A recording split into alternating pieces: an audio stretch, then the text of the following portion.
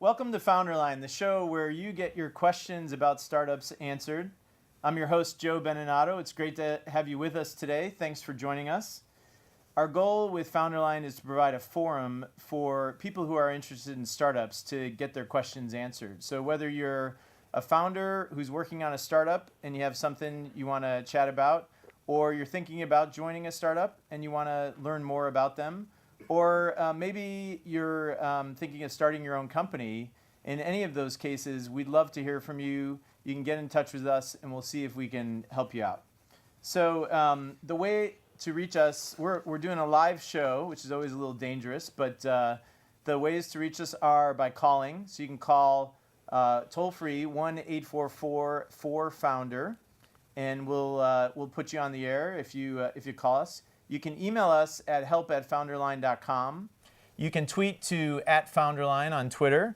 And if you're worried about being anonymous, you can also go to our website, and there's a form there where you can submit a question as well. So with that, let's get started. Our guest today is Geoff Ralston, who is a founder at Imagine K-12 and a partner at Y Combinator. Geoff and I have known each other for a very long time, since his 411 days, and we'll talk a little bit more about that. For those who don't know, 411 was a company started in the mid-90s that had a product called Rocket Mail that Yahoo acquired and became Yahoo Mail. And Geoff served as VP of Engineering at Yahoo and later as the Chief Product Officer as well. He went on to become the CEO of Lala Media, which was acquired by Apple. And he then went on to start Imagine K-12, which is a great incubator / accelerator in the education technology space, and also joined Y Combinator. So Geoff, welcome. It's great to have you on FounderLine today. Great to be here, Joe. So I usually like to start off just so people can get to know you a little bit, find out a little bit more beyond the what I just mentioned in the intro. Maybe we can go back to 411. And our intro was, I interviewed there for a job. I didn't get the job. I must have really pissed you guys off somehow, but we stayed in touch over there. You'll tell me later. Yeah, I'll tell you later what happened. Yeah, what happened. But 411 originally was a people directory, right? Yeah, it was people search. 411, like dialing 411 on your phone. And in fact, we had the domain FOUR11, and everyone called us 411, which was highly traumatic to us. But back in the day, you weren't allowed to have domains starting with a number, yeah. 411. But that's what we were all about. We were about being the place you would go on the internet to find people, because it seemed to us that the internet was going to be a communications medium as much as any other kind of medium. And you were right, it turns out. Well, we were right, and we pivoted to doing web-based email, Rocket Mail, in the very, very late part of 1996, early part of 97, and it went really well, and we were purchased by Yahoo 8 months later in October of 1997. Yeah, that was awesome. I mean, it was fun. Yeah, I mean, Mike Santulo is a great guy. And yeah. Katie Middick.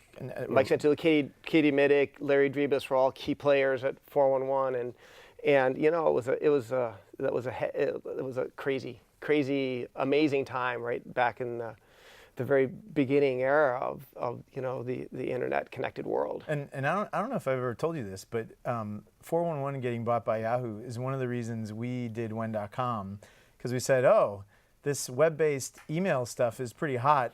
What else is in Outlook that you might need right. someday? So contacts was already Sure. being done by a couple of companies, but nobody was really doing calendar very well. And then we reconnected on Calendar when you were back at Yahoo. So many years later, right? So Yahoo buys you guys, and you were there almost 10 years, right? Yeah, 9 years really, yeah. And through a period of amazing growth. I mean, through the ups and the downs with Yahoo. So.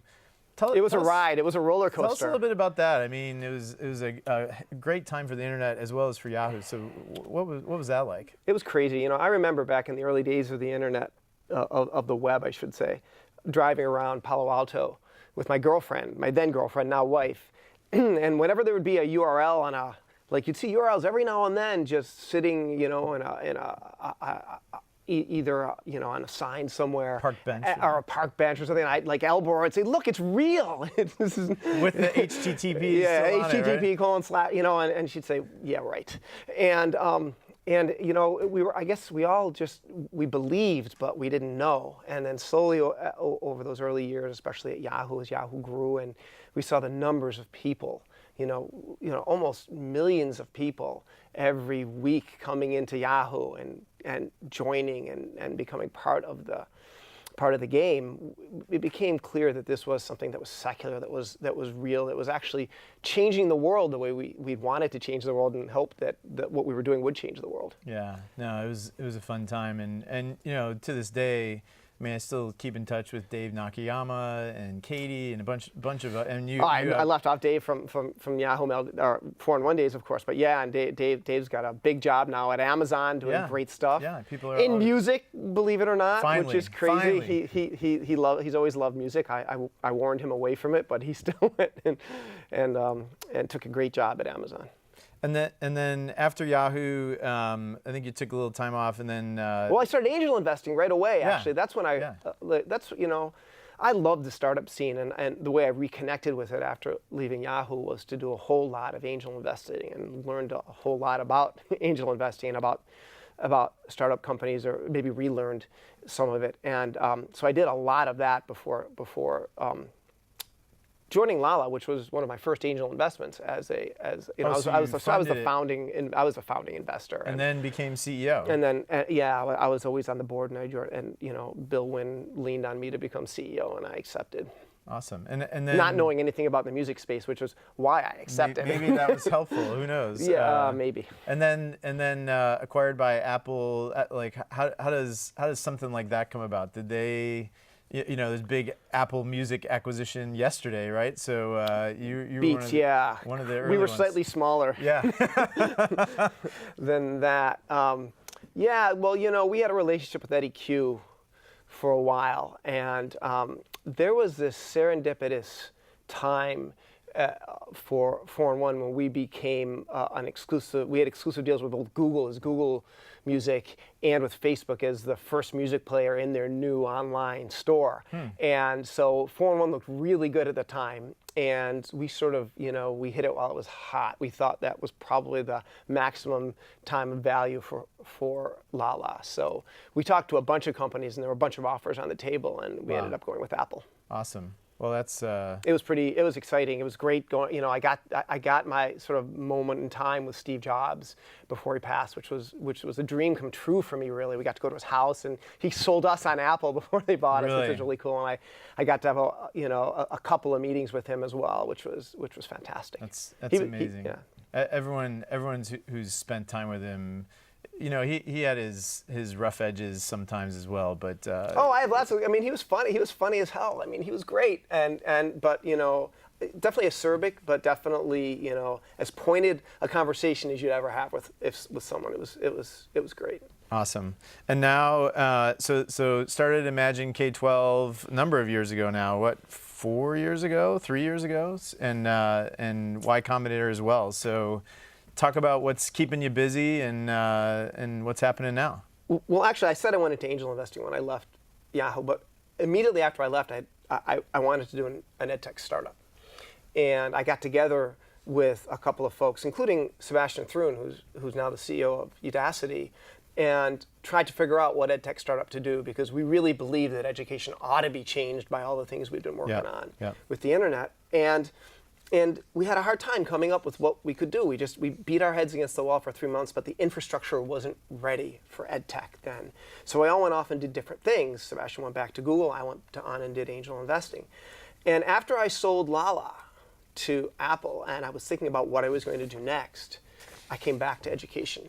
And I was spending a lot of time talking to Paul Graham. And sort of it all came together at the same time, where we had the idea of, what if we had a vertically focused accelerator on educational technology, and we asked Paul, and Paul said, that's a great idea, and you should be a partner here too, and we'll work together, and I'll show you how to set up an accelerator for success. And my partner Tim Brady, who was the first employee, somewhat arguable, but I say the first employee at Yahoo, and I worked together forever, and a third guy, Alan Louie, founded Imagine K-12 at the same time as I became a partner at YC and became sort of fully embedded in the startup community and in the very early stage company financing and startups. Awesome.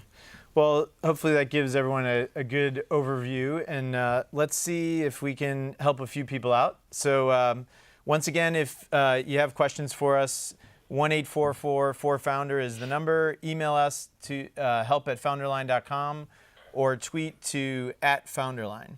So let's see. I think we have a call here. So let me go ahead and bring in Hong.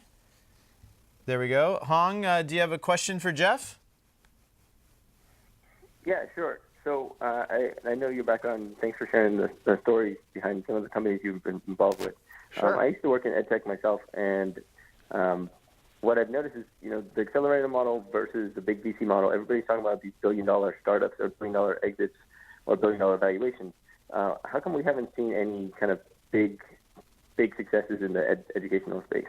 Is it just a matter of time, or is it just a different motivation? Should we not be judged by that metric when working in education? Yeah, why haven't we seen big exit in the ed tech space? Yeah. It's a question I think about a lot, but I'm not concerned. Imagine K-12 was founded 3 years ago, and if you think about it, one way to look at Y Combinator, who is looked at as clearly by far and away the most successful accelerator, there hasn't been a huge exit yet for Y Combinator. Dropbox and Airbnb, the biggest companies, haven't actually exited yet. It takes a long time. So 3 years is really just not enough time. And it's only recently, I would argue, that the ed tech landscape, the ed tech infrastructure, the infrastructure in education as a whole in the United States and around the world has been ready for ed tech. So I think we have to give it more time. I think you will see big ed tech exits. I think you'll see some very successful companies in the space. But yes, to your point, I would argue that we're gonna have to be patient, and we're gonna have to let the system work its way through the educational system. Let these companies work their way through the educational system to get the scale necessary for a big exit. Awesome. That's great. We're getting some tweets and emails as well. So a tweet just came in from HI. It says, MOOCs will be the biggest thing to hit the developing world. Remind me what MOOC stands for. It's Massively Open Online Course. Okay, there you go. So it's the online course. It's what Sebastian's doing at Udacity, teaching a course. Well, I mean, it's what we were talking about when I left Yahoo in 2006. It's like, shouldn't a course of a really fantastic teacher be able to reach more than 20 or 40 or 50 or even 100 people at a time? Why not 1,000 or 10,000 or 100,000 or 10 million? Why not? What's the barrier?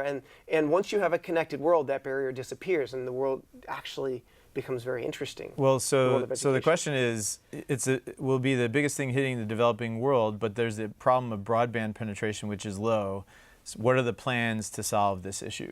Interesting. I don't know if you have that all figured out yet, but yeah, I don't think the broadband issue. I don't think that the availability of broadband will be the barrier. Now, okay, so there's a lot of kinds of online education, and what's really interesting is that, think of it this way: all of the content in the world is now essentially all of the content, all knowledge, all information is online.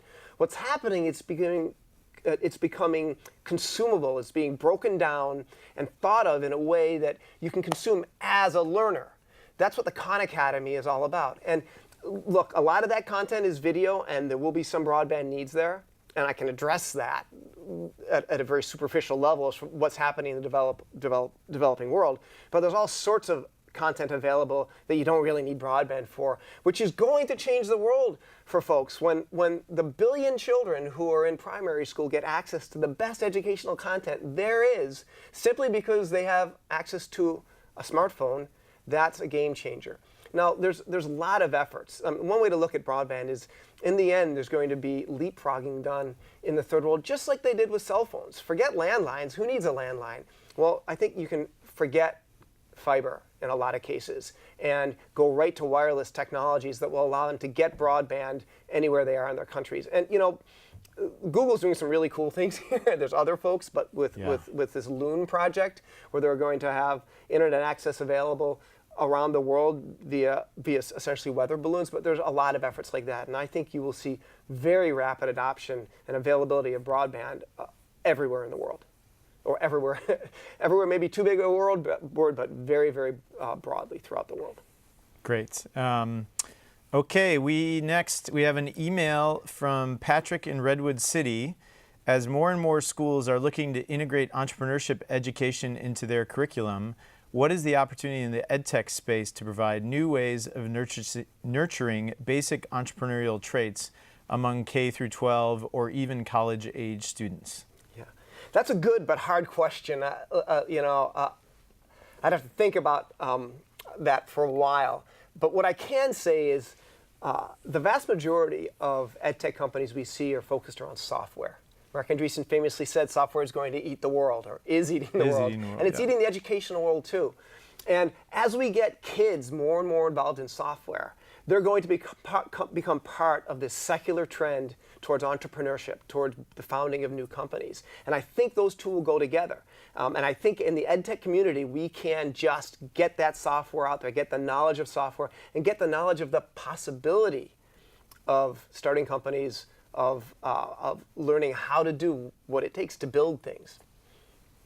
That's great. I know, we both have kids, and one of the really interesting things is when they ask me about entrepreneurship and startups, right? Because that's essentially been my entire career, is doing startups. Right. And you can see that kids today are much more programmed and knowledgeable about how software gets developed and what's happening, and 2-year-olds playing games on iPads, right? I mean, amazing stuff going on. A company called Codable out of Imagine K-12 is an iPad app for kids from 5 to 8 years old to teach them programming concepts. Oh, really? With a special language of some sort, or visual programming? It's a visual paradigm that teaches you flow of control, variables, assignments, things like that, even debugging. So they can actually come away from it and sort of get what a program really means and what an algorithm really is. That's awesome. It's very cool. All right. Well, we're gonna move on to another question here. This one's a little bit long, so I'll paraphrase. It's from Cicero in Santa Monica. So we've got some LA people coming in. So he says, let's say I have something as good as Dropbox, but I'm not nearly as polished a person as Drew Houston. Drew Houston.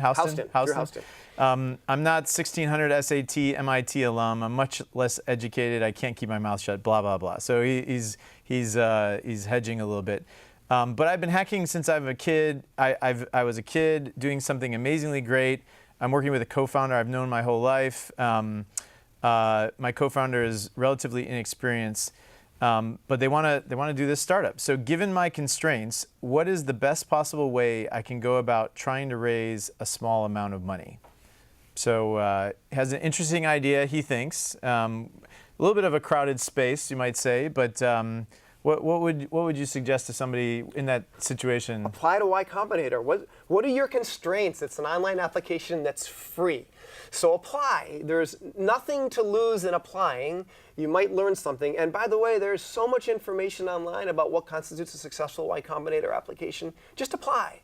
Now, raising a small fund when you have no track record and maybe not great stats or maybe not great contacts, that, without an accelerator like Y Combinator to help you out, you're relegated to finding an angel who falls in love with you and your idea. Yeah. And I really need to stress that first part. They need to fall in love with you, because the key determinant of success for a startup is you, the founder. It's the team.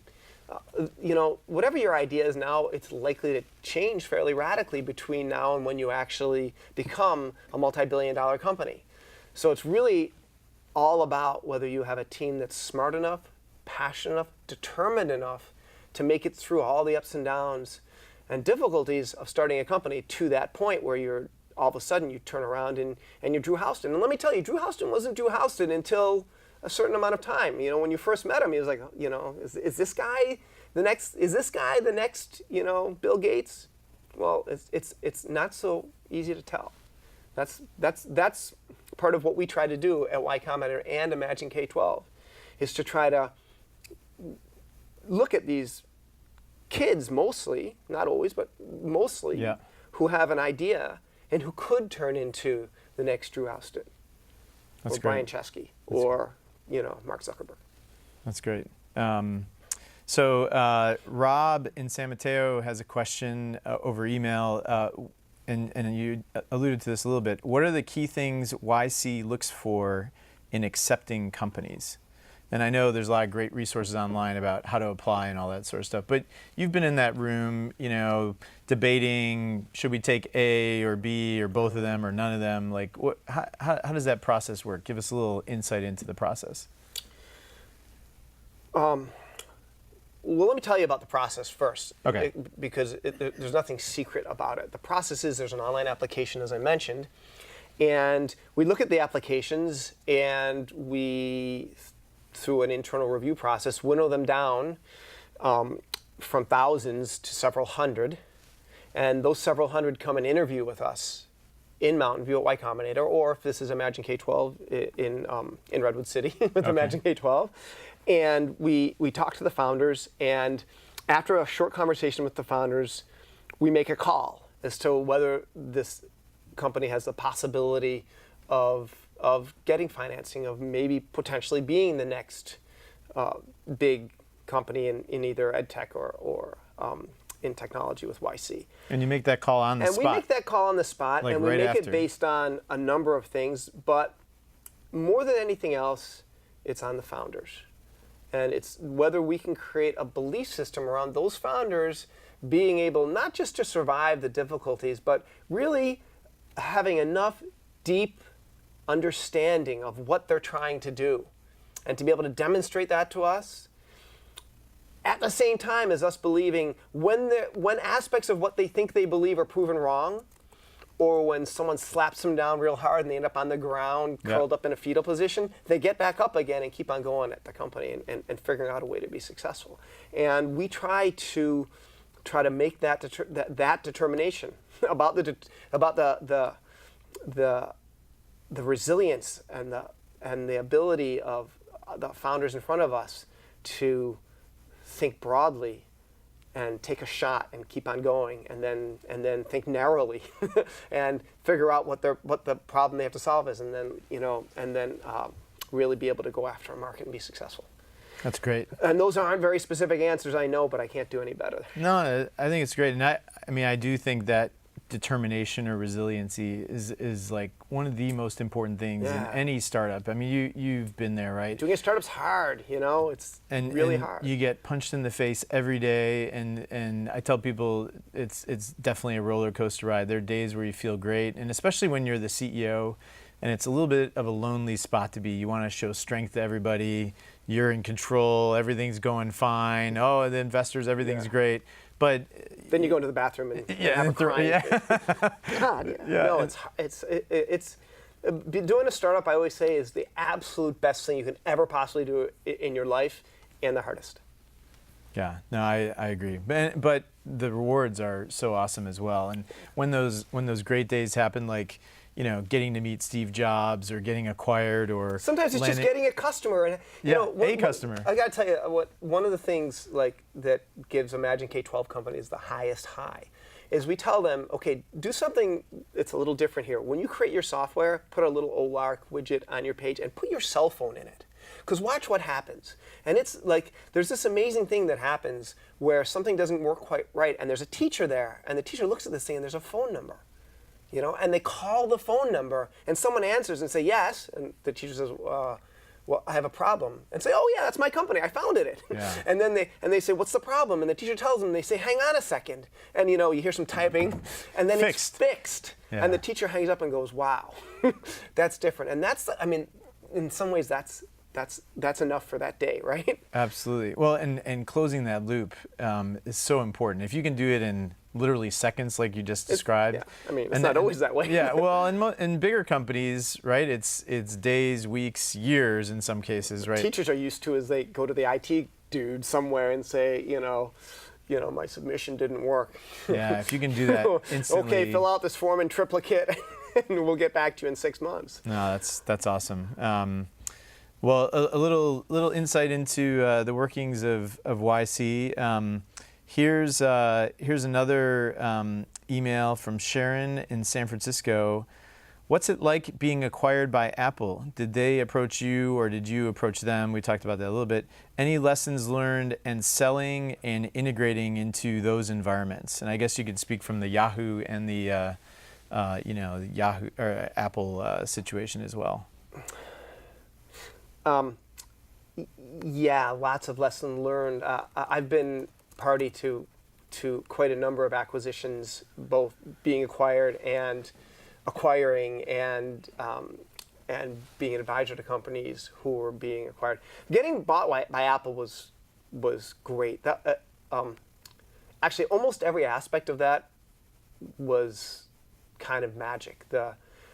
We heard they were going to be so tough during the negotiations, and they were just pussycats. And it was because Steve Jobs said, just get this done, and there was competition from other parties. Right? Google wanted to buy us too, and they wanted to get it done, and they were great. The head of corp dev at Apple, a guy named Adrian Perica, is a great guy, and he was fantastic. And throughout the process, everyone was completely professional, and they dealt with the company and the issues that we had as we went through always a relatively complex transition for a company to be standalone, independent, and all of a sudden to be part of a behemoth like Apple, one of the biggest companies in the world. But one lesson is make sure, whether you're a big company or a small company, understand what you're going to do with your integration in advance, and then just make it happen and go hard and fast. And that's what Apple does. They say this is the way it's going to be, and they get everyone in the places they're supposed to be, and they rock it. And there's a lot of ways to go wrong doing that. Yep. It's still true that most acquisitions fail, especially big ones, which is why until Beats, Apple had never done a really big acquisition. It's really hard to make that integration right. The biggest, right, that they've done in a while? Biggest they've ever done, I think. Wow. So you made a point in there about Steve really wanted to get it done, and in my experience, when you know that and when that happens, that is just such a at Apple that game was clarifying. Yeah. It was Yeah, well, it just cuts through. I remember when AOL bought when. We had heard, I forget the guy's name now, but he was sort of the notorious AOL acquisition guy, and we had heard stories about him throwing tantrums and banging on the table and going nuts. None of that. And when we found out that somebody above him had said, "Look, no games this time. Just get it done." It just made life so much easier. Cuts through any potential red tape. There's always issues that lawyers will come up with. That's kind of their job. Yeah. And Mitch is Mitch? No, Mitch is. No, it's coming soon. Coming soon. But that's their job is to find issues and make sure that everyone's behind is covered appropriately, and that bad things can happen later. And so, at some point you run into a hard negotiating point, and every time we did, we managed to push through it with no problem. Yeah. No, that's great. So once again, this is an interactive show, and we want to hear from you and try and help you out. You can call us toll free at 1-844-4FOUNDER. You can email us help@founderline.com, and you can also tweet to @founderline, and we'll see if we can help you out. So I want to take a moment to talk a little bit about our sponsors. We have two fabulous sponsors who make this show possible, and that's Orrick and Ustream. I'll start with Ustream. We do this live show that hopefully many of you are watching live over the web right now, and that wouldn't be possible without our great partner at Ustream. When we originally approached them, we approached Brad, who's the CEO, and he heard a little bit about what we were doing, thought it was great to help out the entrepreneurial community, and hooked us up with a bunch of people on his team who have been amazing, and we still are in touch with them regularly. We're actually taking FounderLine on the road to Europe this summer, and we've been working through some issues about how are we going to handle that. So if you have any doubt about who to work with, Ustream is the best, and I'd highly encourage you to go and check them out. You can go to ustream.com or actually ustream.tv or ustream.com. Either one works, and I'm sure they'll be willing to help you out. I'd also like to thank Orrick, Mitch Zuklie, who's the chairman and CEO there. We go way back, working on multiple companies together. And when you're building a startup, you want to have advisors who can help you out. And legal is one place where you don't want to fool around. They're gonna have seen so many more deals than you would have seen in so many more situations, whether it's a partnership that you're working on, or an acquisition, or hiring and firing of employees, or whatever might be going on. And to have somebody who you can pick up the phone and reach within a few hours or minutes, depending on the situation, who can help you out with those things, it's just great to have someone who knows what they're doing. The team over at Orrick is the best. I've worked with a bunch of people over there, and if you want to find out more about Orrick, you can go to orrick.com and get in touch with them. So now it's time for something we call Ask the Lawyer, and this is a segment we've been doing the first couple shows now, and we're very lucky to have Mitch Zuklie, who I mentioned is the chairman and CEO of Orrick, with us today. Mitch, welcome to FounderLine. How are you? Doing great, Joe. How are you? Great. We've got Geoff here with us, and today I thought it'd be interesting to go through a little bit on the mergers and acquisitions side. And Mitch and I talked about this earlier in the week. And we've got Mitch on the legal side, Geoff and I on sort of the investor and entrepreneur side. And recently there's been a ton of activity in the M&A space. We talked about Beats a little bit, WhatsApp, Nest, a bunch of really big acquisitions. And most of the time people are focused on the acquisition price, but there's an aspect of acquisitions that is equally important to the team, the founders and the employees, and it's what's known as the escrow and the earnout. And so thought it'd be great, Mitch, if you could start off, maybe walk us through some of the basics of how an acquisition escrow works, and then we'll chat a little bit about it. Thrilled to, Joe. So, the very common provision, I'd say 95% of all transactions involving technology companies involve some form of deferred payout. And the two flavors of that are escrows and earnouts. An escrow simply means that a certain percentage of the deal consideration will be held by the acquirer, generally by the acquirer, and will not be paid out unless certain conditions are met. In most cases, it's that all the reps and warranties remain true and correct. As I said, about 95% of the deals that we see have those.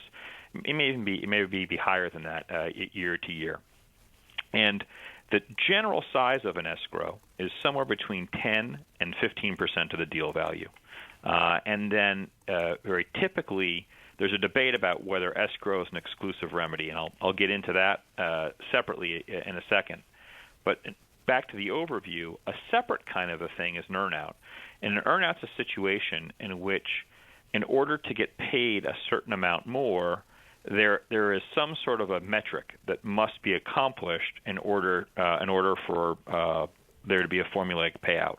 So, for example, a revenue target, an earnings or an EBITDA target, or some other type of a metric like a product launch or unit sales, etc. And earnouts are much less common. You see them at probably a third of all deals. I'd say that they're much, much more common in life sciences deals, like medical device deals, in which case I think you frankly see them in like 80% of the time. But they're much less common in non-life science transactions. So that's a quick overview of how an earnout or an escrow works. And maybe Joe or Geoff, you want to add something to the definition or description? Well, Mitch, Yeah, the only thing I would say to that is maybe in slightly more lay terms. The way I always thought about an escrow is if something you did causes the acquiring company to get sued, the escrow's there to pay the money so that they don't have to, and so it comes out of your pocket instead of theirs. And for example, when you're in the music space, there are some fairly litigious people around. Really? So there's always when Mitch talks about the reps and warranties, that's what he's talking about. It's like you said, oh no, everything we did is ours. No, couldn't possibly be sued by anyone, and they could win. But that it actually doesn't really matter if you get sued, they're going to take the money out of the escrow. It turned out that and I was happy about this. I think the escrow that I was involved with that had the most risk associated was indeed Lala, but it was 18 months, fairly standard, and and I can't remember, but I think it was 15%, and it almost all paid out, I think. Great. And what about earnouts? You ever been part of an earnout? Never have been part of an earnout for myself personally. I would say the one thing I'll say about an earnout, if anyone ever gets in that situation, is do your utmost. And by the way, an earnout, the thing about an earnout is it really, whether there's an earnout or not is mostly determined by sort of how much power you have in the negotiation, right? Yeah. What kind of standing you have in that negotiation, because it's always better to get your money up front if you can. There's a lot of attractive things about an earnout for an acquiring company, obviously, but what you want to do is put yourself in a situation. You want to do your utmost so that the metrics that you have to hit in order to get your earnout are as much under your control as possible. And that's tough at a big company because they could change their strategy, and you have to be very, very careful that they say, well, we don't want to go after that space anymore, and so you can't hit your metrics. So you need to be really thoughtful about that up front. Well, and I've lived through a situation where it wasn't necessarily in your control. Say you're depending on the acquiring company's sales force, and they're not focusing on that exact product right now or something, and that's tough. That's a really tough situation. So Mitch, any thoughts on as you're going through the process, things to look out for, or best practices to make sure that you set up the escrow and the earnouts as advantageously as possible? Sure. So I think your general admonitions, Joe and Geoff, around earnouts are right. Very frequently when you see a dispute, almost always a dispute comes out, I think, around an earnout, quite frankly, and who as you both pointed out, is able to control the decision that's the one that's determinative on whatever the condition is, whether it's revenue or EBITDA or product launch or unit sales. When you get acquired, you frequently give up control of those things, and yet your ability to earn the earnout is dependent on hitting certain goals, and so that tension is a big one. And similarly, there's some questions about the taxation of earnouts and whether they're ordinary income or not. And so, in general, I try to avoid those earnouts if at all possible. They're a recipe, in my view, for disputes down the road. By contrast, I think escrows are, of course, pretty standard. Yeah. And I think where the action is on the escrows is whether or not the escrow is the exclusive remedy. So, in other words, if a problem comes up, can the acquirer say, to the seller, hey, wait a minute, I'm going to go after only this escrow amount, or are there certain areas, certain reps that are so fundamental that you should be able to go after more than the amount that's escrowed? And that's where the action typically is, Joe, the fight about what's carved out of escrow as an exclusive remedy. And so it's all about what happens if there's a case of fraud or willful misrepresentation, or are certain representations so fundamental, like capitalization or IP, that they get carved out of those limitations in escrow. And I would work hard with a competent advisor in a deal to really make sure that you do everything you can to use escrow as an exclusive remedy, and to make sure you limit those exceptions to the very minimum. As a practical matter, you're not going to be able to get away with making a willful misrepresentation or fraud and say, oh, you can't come after us. But beyond that, the numbers of limitations should really be limited, that you allow yourself to go beyond the escrow. Effectively, you would put yourself in a situation where you might distribute a bunch of money you don't have. So try very hard to whittle down that list and to make sure that the escrow is the exclusive remedy. That's great advice. Yeah, I mean, that's where most of our conversations have always been around the escrow. I mean, there's sort of three things you negotiate. There's that, there's the length of the escrow, how much time after the acquisition you get paid out. And sometimes they're broken into tranches, and you'll get paid some after a year and more after 2 years, sort of dual, Mitch probably has a correct name for that, but sort of a dual escrow.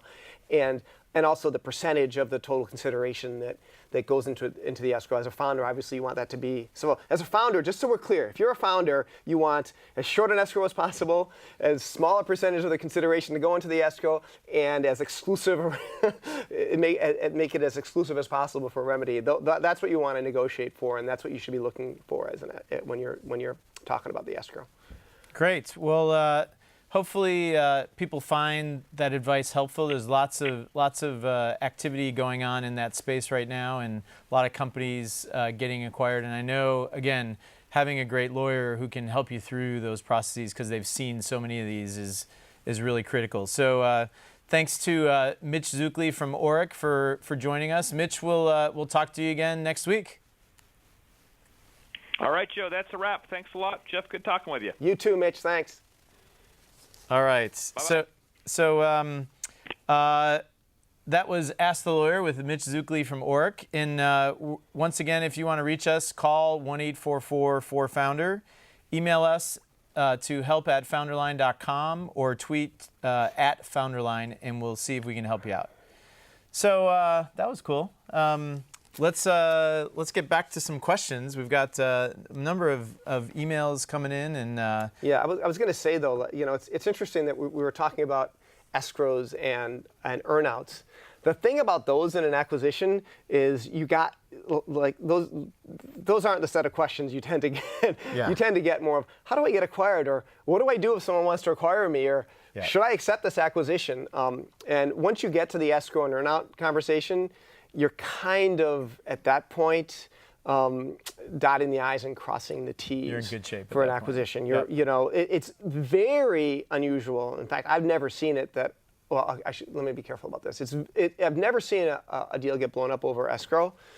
Earnouts, as Mitch pointed out, are really touchy, and sometimes a deal could get blown up over an earnout, and you have to be very careful. I've seen some egregious earnout requests from companies, and you at some point it's not worth your time if so much of the consideration is in the earnout and you have little control over it. Then it's essentially an acqui-hire. Yeah, makes sense. Let me ask you, I'd imagine a large percentage of YC and maybe imagine K-12 companies, exit possibility for them is some sort of acquisition. So you guys must see a lot of these acquisitions going on. In my experience, it always seems that when the bigger companies come chasing you, you're in a much better position than if you're trying to go after them and trying to sell yourself to, a bigger company. So what advice, to your point, we can't cover everything in every topic, but what advice would you give to a founder? Maybe, the company's going okay, not, going through the roof. Maybe they're having trouble raising the next round, and they're starting to look at, okay, how do we, bring this plane down safely and get a reasonable exit for everybody who's involved. How do you help those people out? What sorts of things would you say? My biggest piece of advice there is that they be extremely thoughtful about it, and don't just sort of extemporize, and you're meeting with the company and say, oh, why don't you buy us? Be very thoughtful about who the potential acquirers might be. The best position to put yourself in is always to have multiple potential suitors. Exactly. You want to be the prettiest girl at the dance. You want to have a full card. You want to have everyone looking at you. And then you have at least the potential to maximize the value of the company.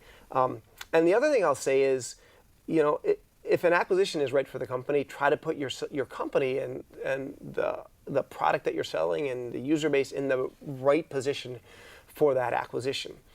And lastly, I'll say, for me anyway, it's really important that you take all the stakeholders into account when you look at an acquisition, and you try to do what's best for not just the investors, but also the employees and for the customers. Yep. As much as you possibly can. And you won't always be able to do that. And I've definitely failed at certain aspects of that myself in acquisitions I've been party to. But I think that should be your goal. And that's why I say try to be very thoughtful about it and think about all those considerations when you go into it. Yeah, it's really hard to get, the right outcome for all of those constituents, right? Because you never know, well, maybe the acquirer buys you and then shuts down the product, right? And then For example. you feel like you've betrayed all of your customers who put their early faith in you, right? Exactly. And or they don't take the entire employee team.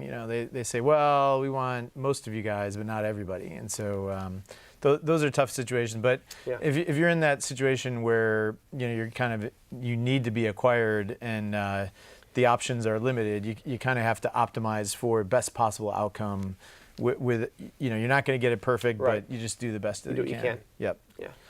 All right. Well, let's see. We've got some more emails coming in here, and I hear we were having some phone issues, so hopefully those are cleared up.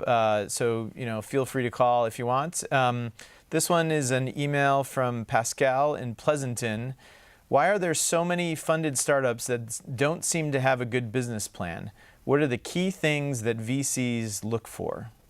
And I'm guessing what Pascal, I think that's a male name, what he's Does getting it have at. an E on the end of it? It does not. It does not. Then it's male. Okay, so I think what he's getting at is a lot of companies who build products that maybe like Twitter, right? There was no business plan when they originally started doing that, or maybe Snapchat or one of these other companies.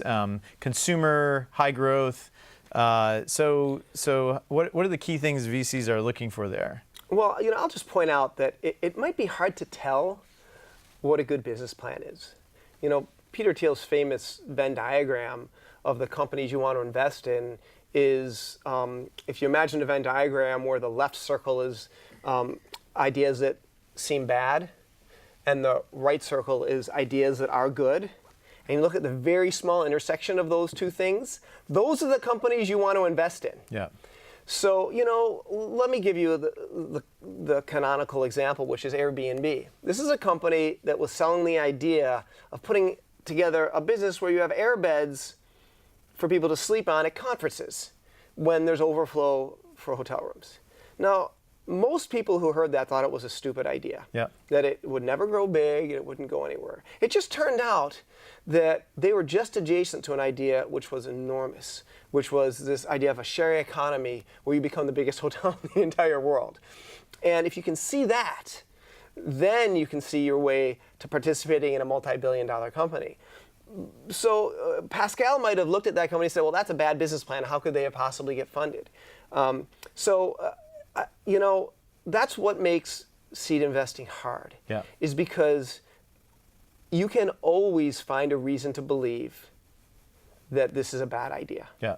And the trick is to see the nugget, that kernel of brilliance, or close to brilliance, that the top founder that you're investing in will find, and sort of set them free to do that. And I think that's why startups that you might think seem stupid or have a bad business plan actually do get funded, because there's that dream, that glint in the eye of the founder and the investor. Somebody believes. As you said earlier, the investor needs to fall in love. Right. And I remember seeing Airbnb. They were at the Plug and Play Tech Center down in Sunnyvale, and I forget what it was, some conference or pitch thing, and I just thought, these guys are nuts. Yeah, and I don't think it was quite the inflatable air mattresses. Maybe they had just started to evolve a little bit, but what I said was, I don't want to sleep on somebody's sofa, or in their guest room, that just for me personally. And so I looked and thought it was crazy, but obviously, I don't know who picked it out at YC. It was YC, right? Yeah. I don't think Airbnb would have made it without YC at the time. I think Brian would agree with that. They were in trouble, and they kind of found themselves at YC. It's not that we take credit for doing what the guys have done there, but they sort of found their mojo. and it's like, from moving on from YC, they've just been on rampage. Yeah, I'm pretty sure I saw them before they got into YC. They had already started, right? Oh, and they were around for a couple of years. And then got into YC, and that's when it took off. That's but a great they were story. tough. They were tough. They weren't going away. That was what was amazing about them. You look at those guys and say, wow. Again, they're so tough they made cereal to survive. That's right. I remember. What was it? The story. Obama O's Obama and the O's something. Was it McCain? Yeah, Captain McCain's. Captain McCain's. That's funny. Okay. All right, we've got our regular. We have an email from Larry in Yuba City, and his question is: I spoke with a colleague at an industry event. We are both national experts in our field. I'm not sure exactly what that is. He developed a relationship with his VC by offering to vet companies that the VC was looking at in our industry. Was he just lucky, or is this idea generally valid? If so, how would you go about finding investors looking for this type of assistance? Interesting question. Well, investors are always looking for that kind of assistance. Yeah. There's this program that's been around for many, many years called the Entrepreneur in Residence, Yeah. which is usually an operating guy, a guy like you or me, perhaps, Yeah. maybe more in the prime of our careers, who finished with a company and are looking for new things. And VCs consider them experts, and they bring them in and say, look at these deals for me and tell me what you think. And from the founder or the EIR's perspective, it's an opportunity to perhaps find your next thing. Yeah. So look, those are usually almost always done with personal relationships. And without developing a personal relationship with the VC, it's very hard to become their expert, because so much of this is based on trust. They have to trust and know you. Now, if you're a worldwide expert in a particular field that's relevant to a VC, that's something I'm sure they would listen to. So you just need to network and get a contact with, figure out who the right VCs are in that field. Yep. And find VCs want to talk. They're out there talking to people. So find them, talk to them, send them emails, find them at conferences, send them a business plan, whatever it is. Watch their tweets. That's what their job is, to be out there paying attention to what's available. So yeah, watch their tweets. Tweet to them. Why not? Yep. No, that's great. All right. So speaking of tweets, we have one from Chris. The question is, what was the most compelling recent entrepreneurial pitch, and why? So, seen anything recently? Are you guys going through applications right now, or? Yeah. And maybe you can't talk about some of them. So yeah, it's hard to say that, because Imagine K-12 works on a rolling application basis, and I would obviously hesitate to pick one out of many. And we've just chosen the Y Combinator summer of 2014 batch, which is actually kicking off next week. Oh, wow. We've seen lots and lots of, I think the quality of the companies keeps on getting better and better, and we've seen compelling pitches that range from new sorts of medical devices. There was a company in the previous batch that thinks they might have a way to create a new kind of way to create a vaccination for AIDS. We have companies that are in the enterprise space, companies creating amazing hardware that you look at and that are just extremely impressive. And yet we have companies creating new kinds of services that you wouldn't have expected, from selling used cars to selling used furniture. So which is the best pitch I've seen? I've seen too many, and I would really hesitate to call anyone out. No, that sounds good. All right, let's see. We have an email from John in San Francisco, and the email says, "How has YC changed now that Sam Altman is in charge?" Interesting question. Hope it doesn't get you in too much trouble.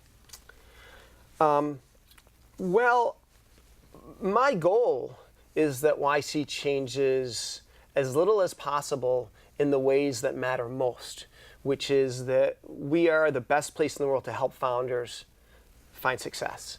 And I hope that never changes. That's why YC became YC, because that was PG's mantra. It's about the founders, and it's about making companies successful. Yeah. And I don't think we will change. No, I think we'll change in ways around the periphery. We'll try to figure out how to scale better, how to make more companies successful. I think we'll perhaps get a little more rigorous in how we think about things and how we track things. But I would say that the summer 2014 class will run very much as we run classes over the last 9 years. And so my fundamental answer was that change will come to YC. It will come where we, I think in a very deliberate way, and Sam is leading this obviously, think that change ought to come, and will come because it will make us more effective as an organization. It will make our founders more likely to find success. That's great.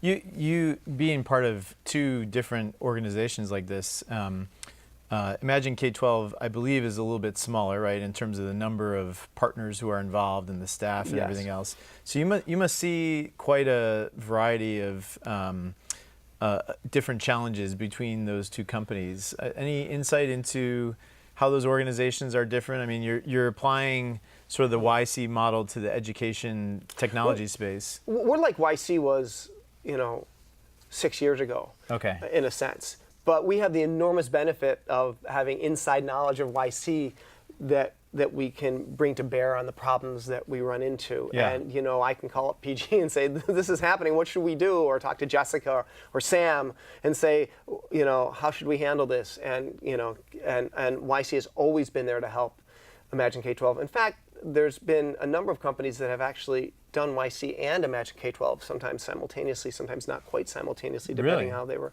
running. And it's been great. Panorama Education is the most recent company, made somewhat famous because they got angel investment from Mark Zuckerberg. Great, unbelievable founders out of Yale, who before they graduated from Yale had a $100,000 run rate. Were just amazing founders, and they did both programs. So yeah, I mean, we're smaller. Now we're going to do as many as 20 companies at a time, but YC does upwards of 70 or 80 companies at a time, so a lot bigger. Wow, that's great. Well, we've got time. We've got about a minute left, so time for one last question. The question is, how do I find a co-founder? So, I've been through this, with an idea and trying to find something. What advice would you give people? You probably see this with people coming in. Maybe a business person comes in with an idea, but they don't have that technical co-founder or whatever it might be. What would you suggest? We always recommend trying to found a company with someone you know well. It is certainly not a death sentence for a company to have people who don't know each other very well. And it's certainly not a death sentence for an arranged marriage when people don't know each other well. Yeah. But it makes it a lot harder because founding a company and doing a company is really hard. And any fault lines that can exist will exist. And if you don't know someone well, it can be very hard to get past those. And if a founding team breaks up, that is probably the classic failure mode for a company. So it's much better to have someone whose ins and outs you know and can deal with. But in any event, you want to try to find someone who's as complementary to you as possible, who can bring you up when you're down, who has skills if you're not technical, who can build things and be technical. Yeah. If you hate talking to customers, can be out there talking to customers. By the way, even if you hate talking to customers, learn how to talk to customers. But finding the right founder is the most important thing you can possibly do starting your company, before anything else, before even deciding what to found. And there is no magic formula, but know them as well as you possibly can before making that leap. That's great. Well, unfortunately, we're out of time. But Geoff, thank you for being Thanks, our Joe. guest. Great job today. You can follow Geoff on Twitter. His handle is Ralston. And tune in again next week for another episode of FounderLine. Our guest will be Robert Stevens, who is the founder of the Geek Squad and former CTO of Best Buy. Robert's a great friend of mine. We've known each other for a number of years, going back to his days at Best Buy, and I'm sure he'll have a lot of great stories for us about starting the company with $200 and all sorts of other things. That's next week. It'll be a great show. It'll be at 5 p.m. Pacific time on Thursday. Thank you once again to our amazing sponsors, Orrick and Ustream. We can't do this without you. thank you again. And don't forget to follow us on Twitter. Our handle is @FounderLine. You can also, during the week, send us questions to either Twitter or to our email address, help@founderline.com. If you go to our website, you can subscribe to updates we send out weekly, and also look at the previous episodes, which are usually up there on Friday. You can check out our podcast on iTunes. We just launched that last week, so go check that out. And we'll keep adding things as we can to the site and doing as much as we can for entrepreneurs and founders. That's it for this week. Thanks for watching. Here's to the crazy ones, and we'll see you again next Thursday.